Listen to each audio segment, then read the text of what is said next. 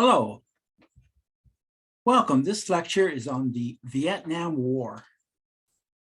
The Korean War ended in 1953, but soon after the United States became involved with Indochina. In 1954, Vietnamese nationalist forces led by Ho Chi Minh defeated France that had sought to reestablish imperialist control. The result was the formation of North and South Vietnam. President Dwight Eisenhower saw the situation as a row of dominoes. When one country fell to communists, others would fall.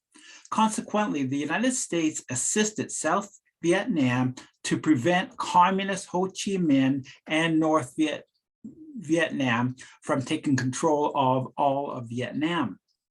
President John F. Kennedy increased America's role in Vietnam, and by the end of 1962, there were more than 11,000 American advisors in South Vietnam. During President Lyndon Johnson's administration, there were over 500,000 American troops in South Vietnam. The war revealed a fractured United States as Americans chose either to support the troops or favor anti-war protest.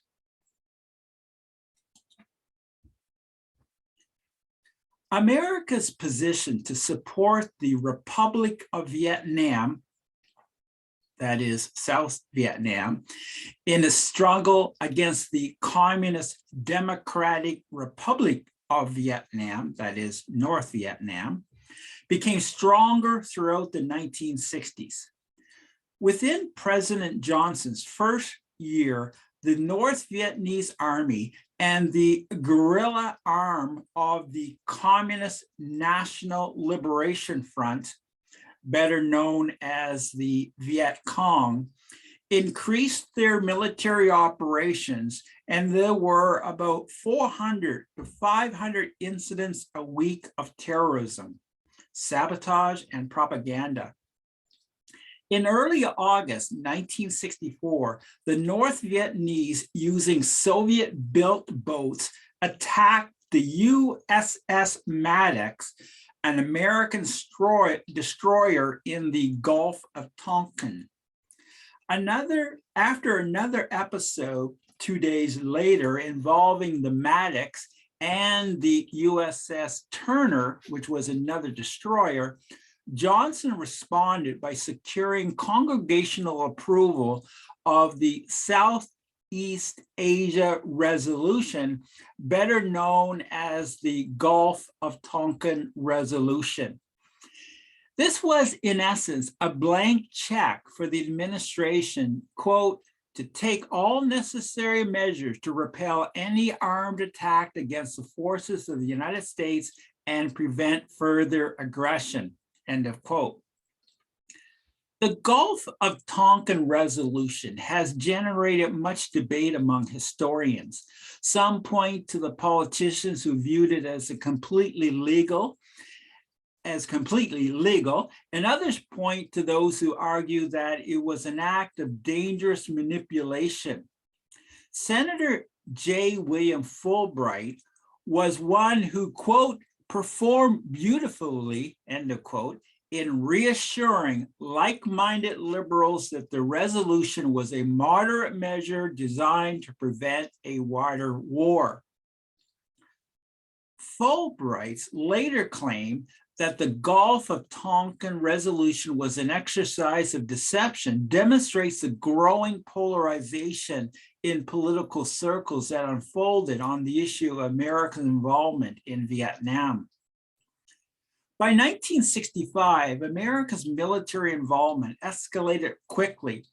Most clearly, the bombing campaign against North Vietnam, called Operation Rolling Thunder. The arrival of the Marines in March ended America's adversary role. When American troops began ground operations, attitudes favoring commitment increased, with most Americans supporting the war.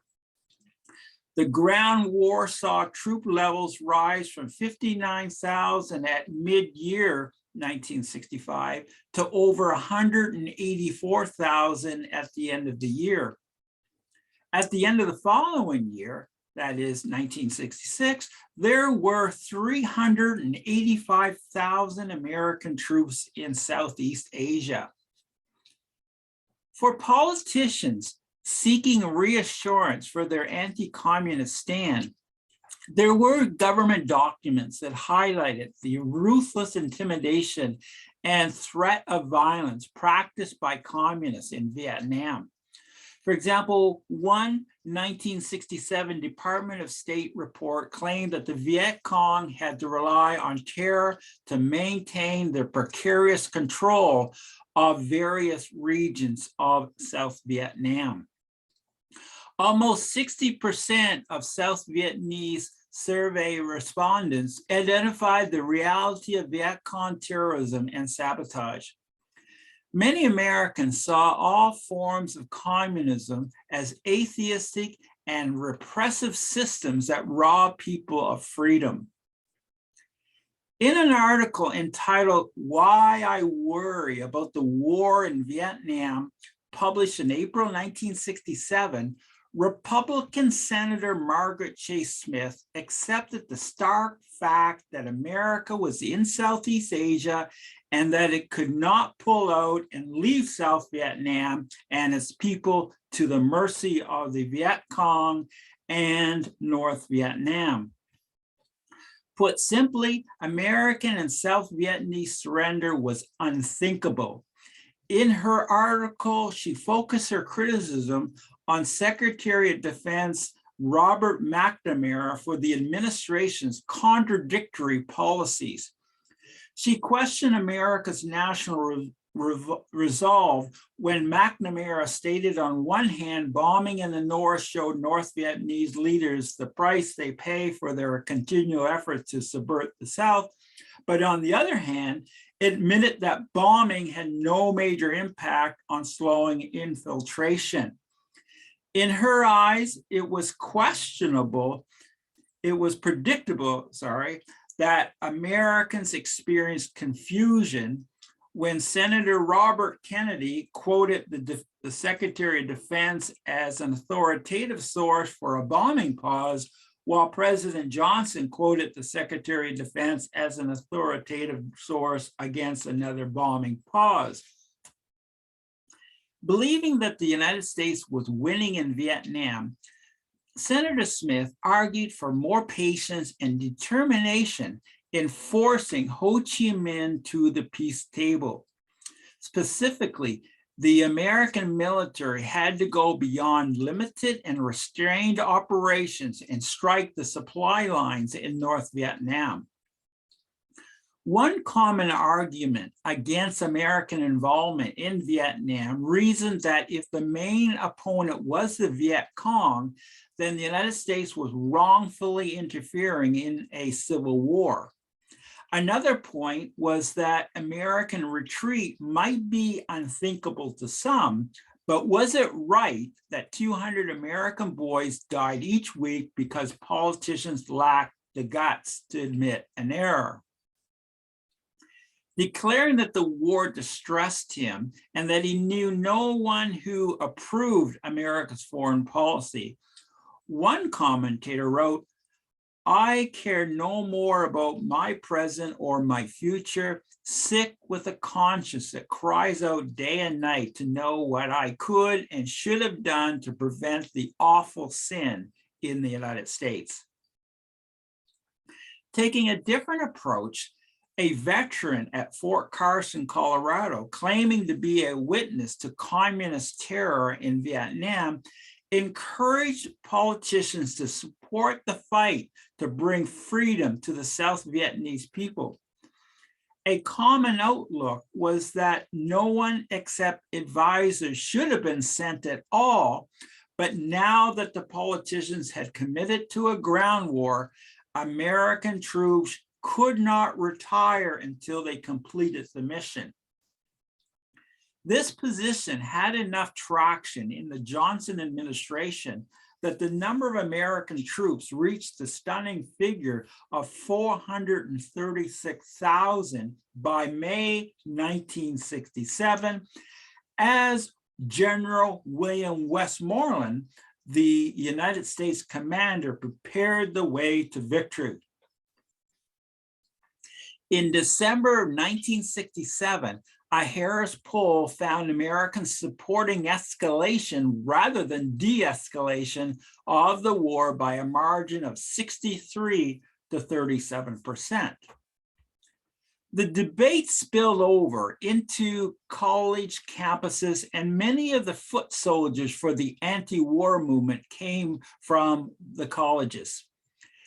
Critics of the anti-war movement voiced their concerns that too many colleges were victims of an unchecked secular liberalism that spawned student radicalism.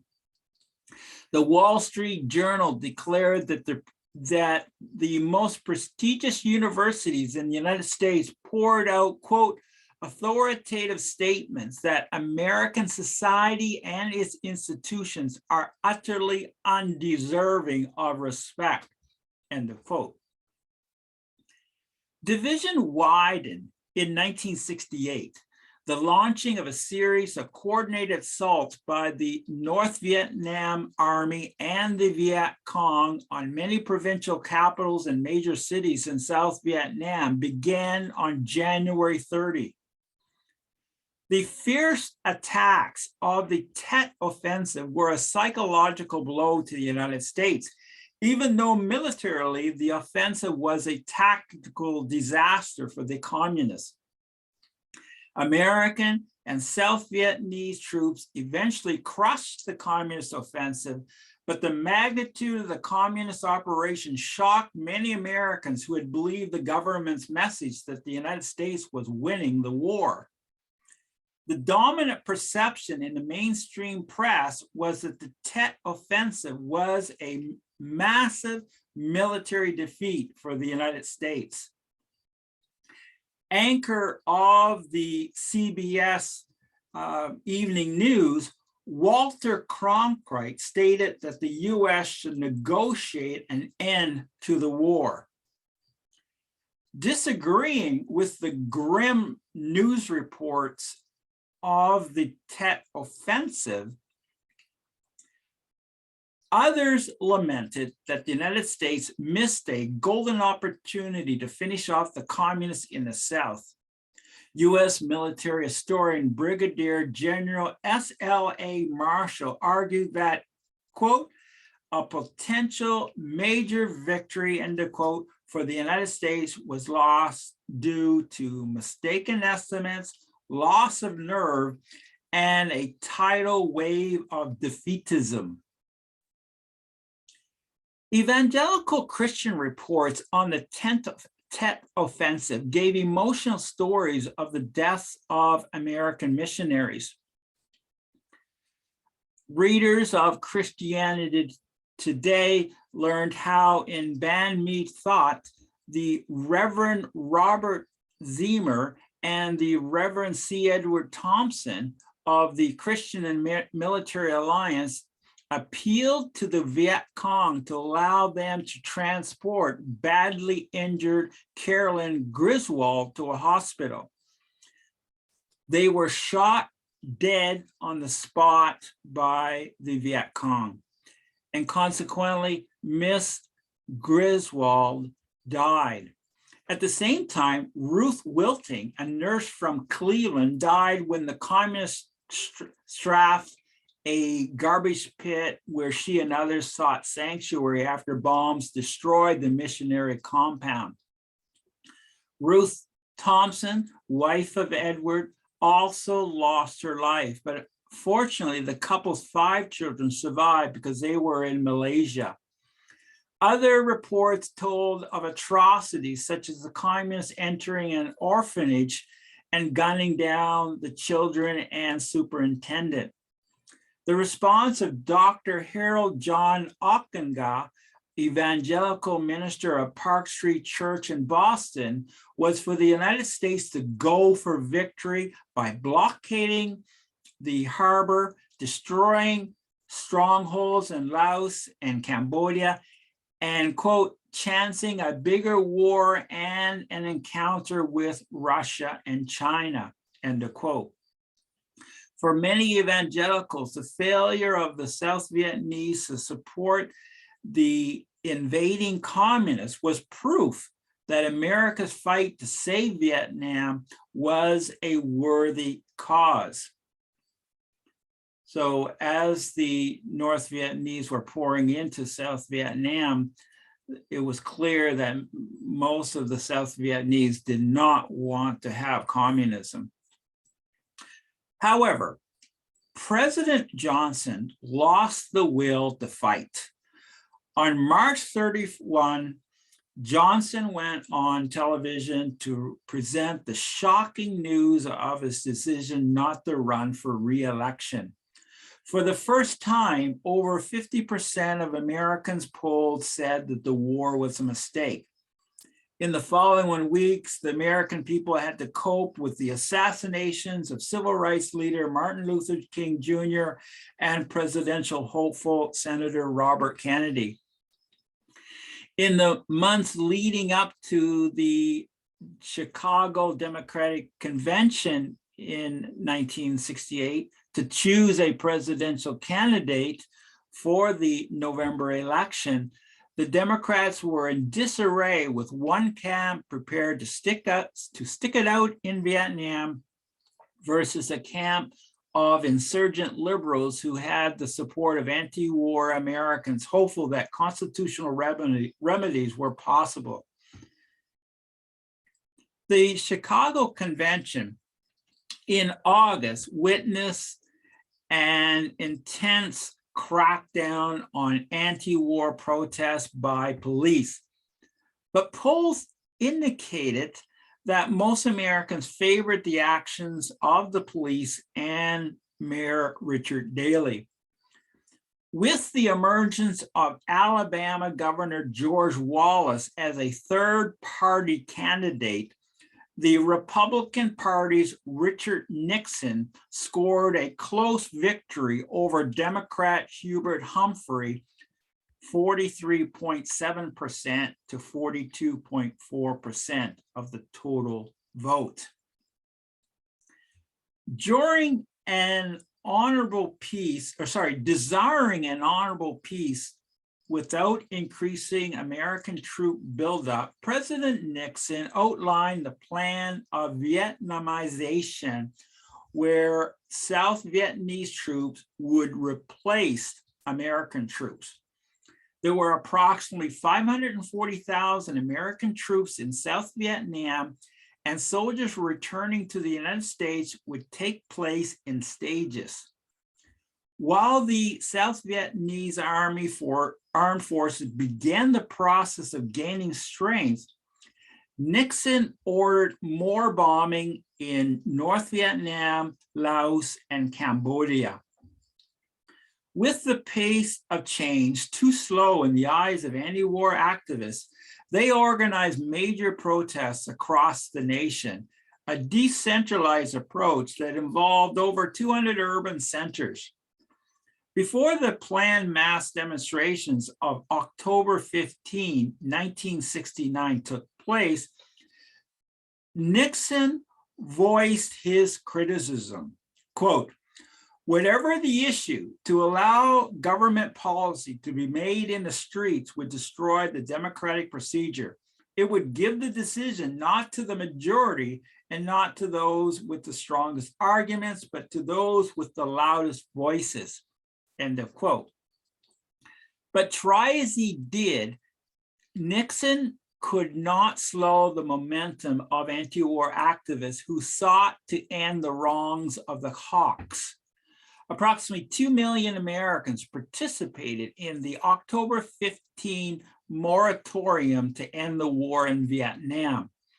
It was clear that the anti-war protests reached beyond college students, capturing the attention and support of many moderate Americans.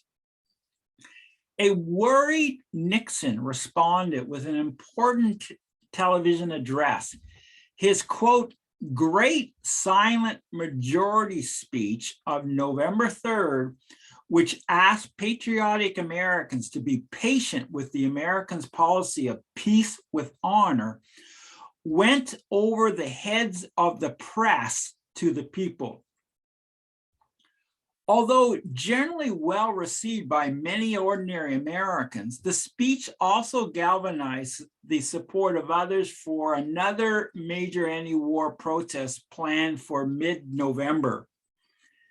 The March Against Death saw approximately 40,000 demonstrators, each holding a placard with the name of an American soldier killed in Southeast Asia.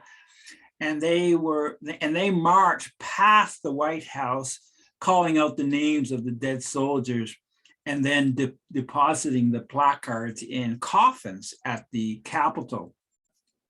Also striking was the gathering of 250,000 at the Washington Monument to hear both politicians and celebrities proclaim peace.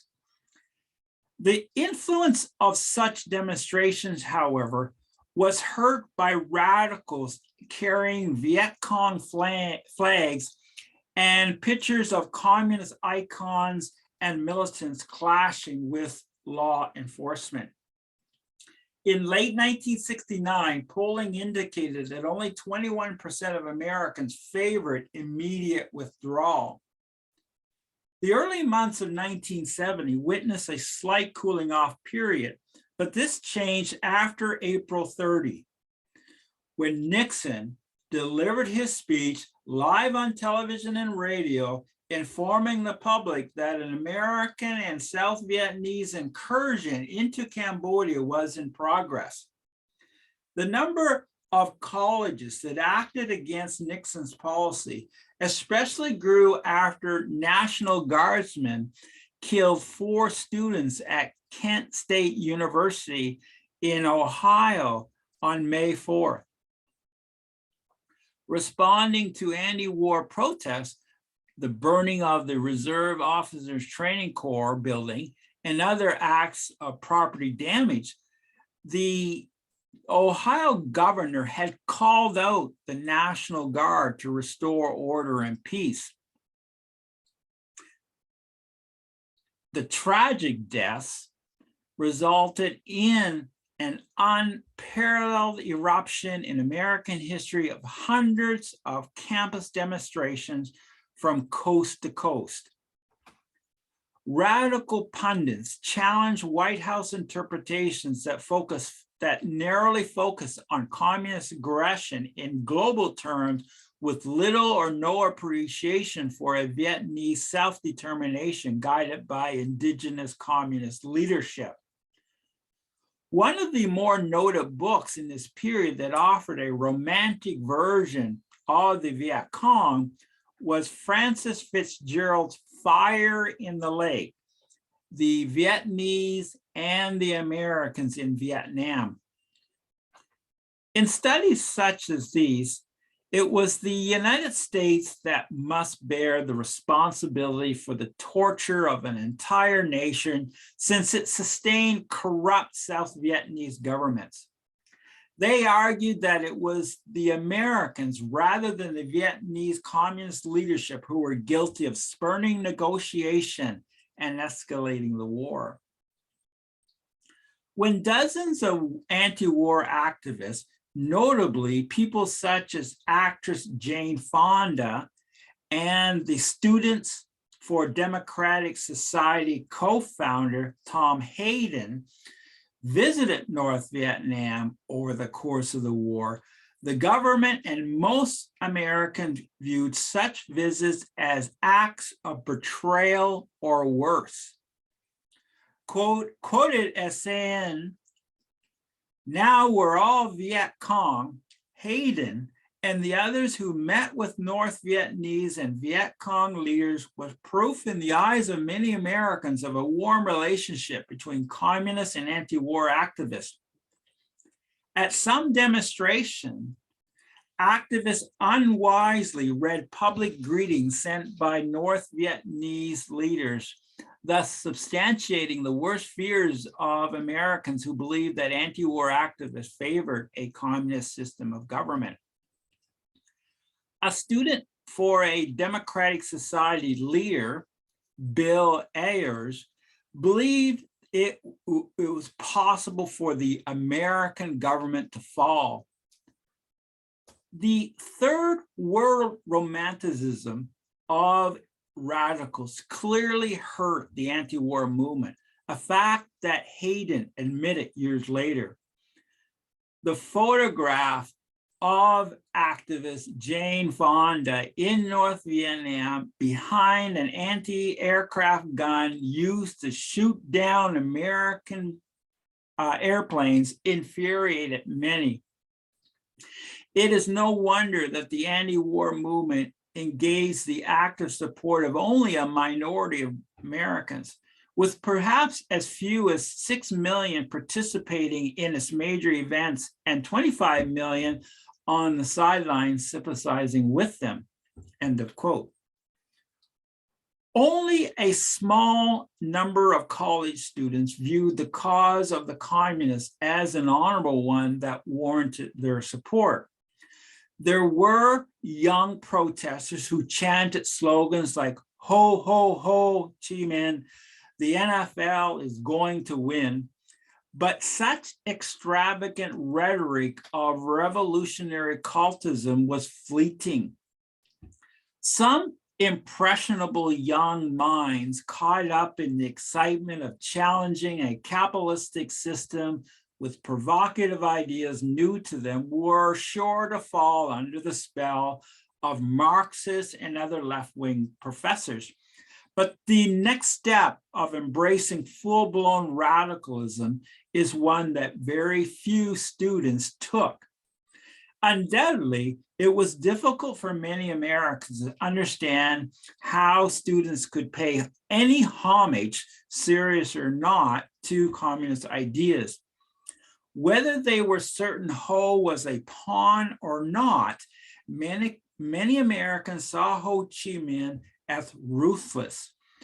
There was something behind the words of a South Vietnamese leader who said Ho was, quote, as pure as Lucifer. One historian wrote that he was a ruthless, devout, if idiosyncratic Marxist who relished his nation's role as the vanguard of revolution in the developing world, end quote. Belying the benevolent uncle image were Ho Chi Minh's words, quote, all those who do not follow the line which I have laid will be broken. During his early rise to power, he had many of his rivals murdered. When the communists executed a cruel landlord, some Vietnamese peasants might have viewed this as a type of rough justice. But the communist killing of a respected teacher and where they committed other violent acts on innocent peasants represented wanton terror. Using terrorism effectively, the Viet Cong eliminated many Vietnamese, quote, traitors by slowly disemboweling them or beheading them in front of their families and other villagers. Marxist-Leninist ideology did not cause peasants to join the Viet Cong, however. One communist official explained, if the party were to say in the future, you will be a laborer, your land will be collectivized, you will no longer own any farm animals or buildings, but will become a tenant farmer for the party or the socialist state. If the party were to say that, the peasants would not heed them. According to the teaching of Lenin, The peasant is the greatest bourgeois of all. He thinks only of himself. Say one word about collectivism, and he is already against you. Presenting a different picture than much of the New York Times reports, Margaret Higgins' book, Our Vietnam Nightmare, argued that Buddhist counterinsurgency against the government of South Vietnam was political rather than religious, that Ho Chi Minh was a callous killer, and that the United States was in Vietnam to counter the communist army sent by Ho to terrorize, bomb, burn, trick, and bleed the Vietnamese nation into submission. Providing numerous examples of communist atrocities against Vietnamese peasants, Higgins explained it was difficult for Americans to understand the, quote, terror of the kind perpetuated by the Viet Cong. How was the United States to negotiate with an enemy that drafted women and child soldiers into the communist war cause? How did one bargain with communist leaders who appeared to be willing to commit as many of their people to death as necessary for victory? One study estimates that the communist crimes against Vietnamese civilians accounted for approximately 1 million dead. When it came to military battles, Ho Chi Minh had stated, "You can kill 10 of my men for every one I kill of yours, but even at those odds, you will lose and I will win." A Chinese official had stated that, quote, "War in Southeast Asia would not be such a bad thing."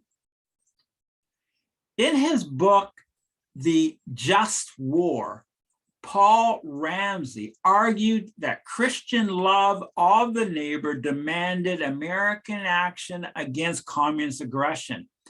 If America let the South Vietnamese fight the communist menace by themselves, the resulting bloodshed, chaos, and communist repression would be unjust.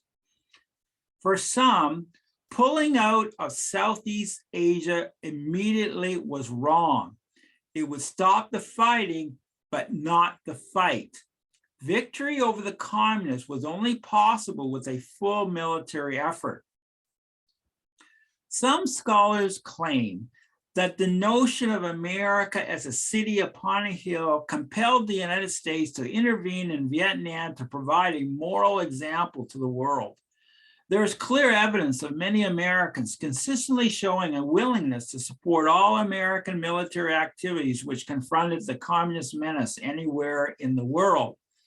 There was an enduring perception that communism was an evil force and that communist leaders would be unwilling to negotiate any agreement that compromised their Marxist worldview. There was skepticism that diplomacy could succeed without any show of force.